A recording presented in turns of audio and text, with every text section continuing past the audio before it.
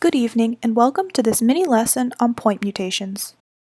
Feel free to watch my last video that went more in depth on transcription before continuing, but just as a quick refresher, here are the basic steps of transcription and translation, from DNA to mRNA to amino acids and then proteins. This is another good time to pause the video if this is confusing for you.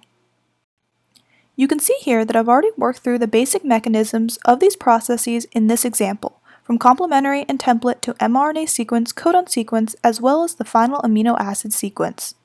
Also note that the codon sequence is the same as the mRNA sequence, which runs from a 5' end to a 3' end, but divided into 3 nucleotides each. Furthermore, I don't show it, but the amino acid sequence is translated using a codon table, and this is easily sourced online. Taking a closer observation of the sequence, it is 4 amino acids long from the start to stop codon, and it goes methionine, tryptophan, isoleucine, threonine, cysteine, and stop. But what were to happen if we changed this nucleotide order? Will we get the same amino acid sequence? In the following slides, we will take a look at point mutations where one nucleotide is subbed or swapped with another.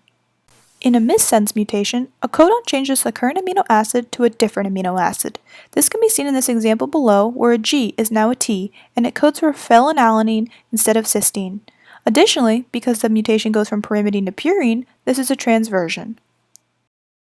In a nonsense mutation, codon changes the current amino acid to a stop codon.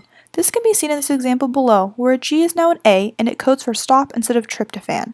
And unlike the last example, because the mutation goes from purine to purine, this is a transition. In a silent mutation, codon changes, but the current amino acid stays the same. This can be seen in this example below, where a T is now a G and it codes for threonine again. Like the first example, this is a transversion. In a read-through mutation, codon changes the current stop codon to a new amino acid. This results in a longer amino acid chain and can be seen in this example below, where an A is now a T and it codes for cysteine instead of stop. Again, this is a transversion.